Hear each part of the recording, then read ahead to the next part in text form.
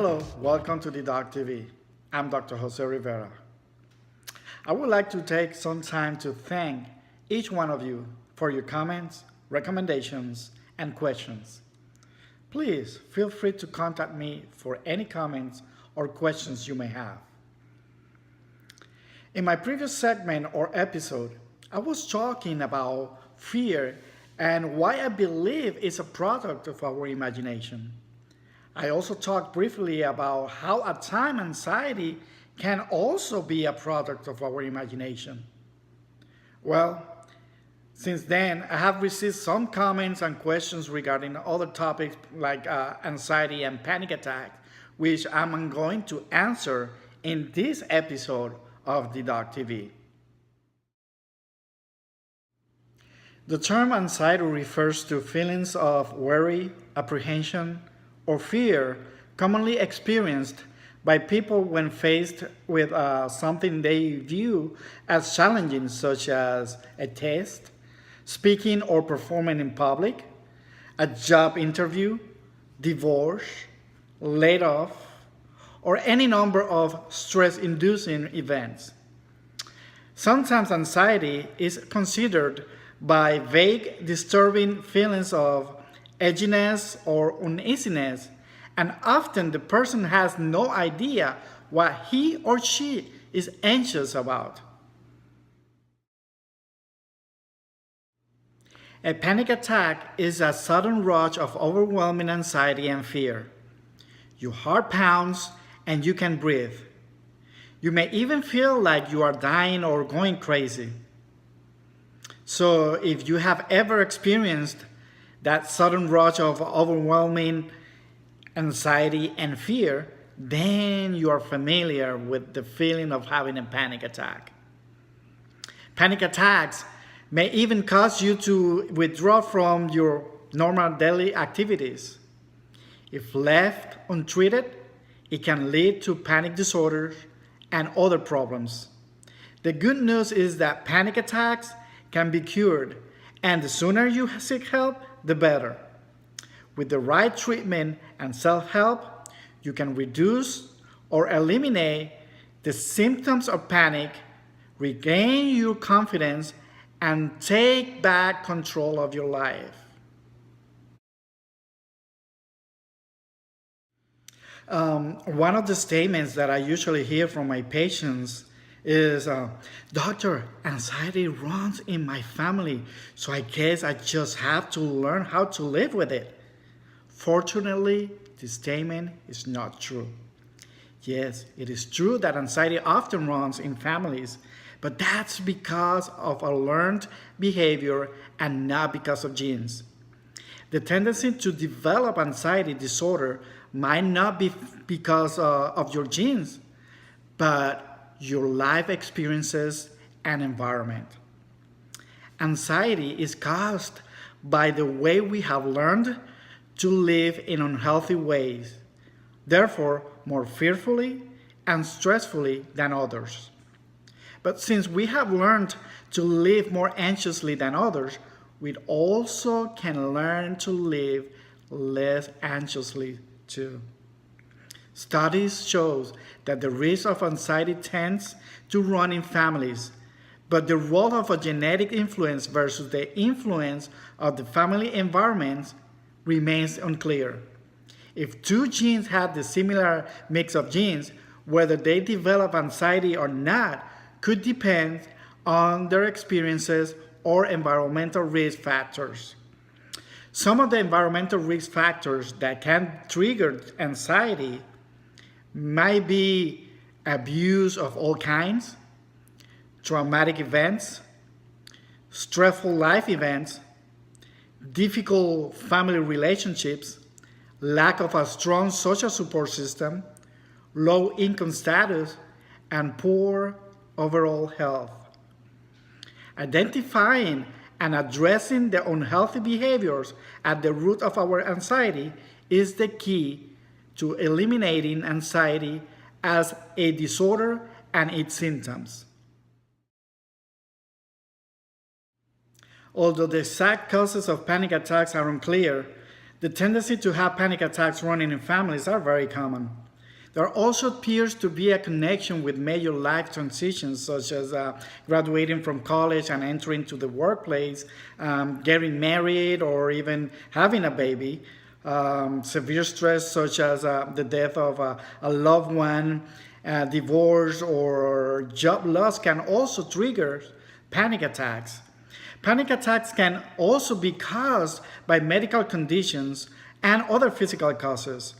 If you are suffering from symptoms of panic, it is important to see a doctor to rule out some of medical possibilities such as mitral valve prolapse, which is a minor cardiac problem that happens when one of the heart's valves doesn't close correctly, hyperthyroidism or overactive thyroid gland, hypoglycemia, which is low blood sugar, stimulant use such as amphetamines or cocaine, and certain drinks such as caffeine and energy drinks.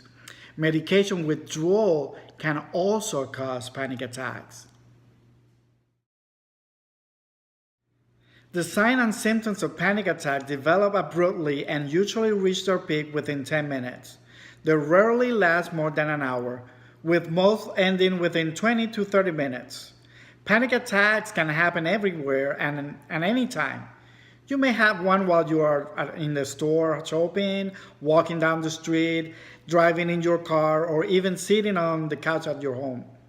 Panic attack symptoms may include shortness of breath or hyperventilation, heart palpitations or racing heart, chest pain or discomfort, trembling or shaking, choking feelings, feelings unreal or detached from your surrounding, sweating, nauseous or upset stomach, feeling dizzy or lightheaded or even faint, numbness or tingling sensation, hot or cold flashes, fear of dying or losing control or even going crazy. So no matter how powerless or out of control you may feel about your panic attacks, it is important to know that there are many things you can do to help yourself. The following self-help techniques can make a big difference to helping you overcome panics. Avoid smoking, alcohol, or caffeine. This can all provoke panic attacks in people who are very susceptible. Also, be careful with medications that contain stimulants such as diet pills and non-drowsing cold medications. Learn how to control your breathing. Hyperventilation brings on many sensations such as lightheadedness and tightness of chest that happens during the panic attack. Deep breathing, on the other hand, can relieve symptoms of panic. By learning how to control your breathing, you can calm yourself down when you begin to feel anxious. And if you know how to control your breathing, you are also less likely to create the very sensations that you are afraid of. Practice relaxation techniques. When practiced regularly, activities such as yoga, meditation, and even progressive muscle relaxation techniques strengthen the body's relaxation response. The opposite of the stress response involved in anxiety and panic. And not only these relaxation practices promote relaxation, but they also increase the feelings of joy. Exercise regularly. Exercise is a natural anxiety reliever, so try to get moving for at least 30 minutes on most days, between 3 to 4 times a week. Get enough restful sleep. Insufficient or poor quality sleep can make anxiety worse, so try to get 7 to 9 hours of restful sleep at night. The most effective form of professional treatment for anxiety, panic attacks, and even panic disorders is the therapy. Even a short course of treatment can help. Cognitive behavioral therapy focuses on the thinking patterns and behaviors that are triggering your panic attacks, and also helps you look at your fears in a more realistic way. For example, if you have a panic attack while driving, what is the worst thing that will really happen? Think. While you might have to pull over to the side of the road, you're not likely to crash your car or have a heart attack, right? Once you learn that nothing truly dangerous is going to happen, the experience of panic becomes less terrifying. Another approach is exposure therapy, which basically allows you to experience the physical sensations of panic in a safe and controlled environment, giving you the opportunity to learn healthy ways of coping. With each exposure, you become less afraid of these internal bodily sensations and even feel a greater sense of control over your panic. Medication can be used to temporarily control or reduce some of the symptoms of panic attacks. However, as I have indicated in my previous episode, this doesn't get rid of the problem. Medication can be useful in severe cases, but it should not be the only approach. Medication is most effective when combined with other treatments such as therapy and lifestyle changes that addresses the underlying causes of panic attacks. Medications such as antidepressants work well for anxiety. However, this medication takes several weeks before they begin to work. So you must take them continuously, not just during a panic attack. Benzodiazepines, these are anti-anxiety drugs that act very quickly within 30 minutes to an hour. Taking them during a panic attack provides fast release of symptoms. However, benzodiazepines are highly addictive and have serious withdrawal symptoms, so they should be used with caution. As always, ask your doctor about what medication will work best for you. If you have any questions about this topic or anything else, please feel free to contact me at thedoctv1@gmail.com. Once again, thanks for watching, and I will see you next time. Bye.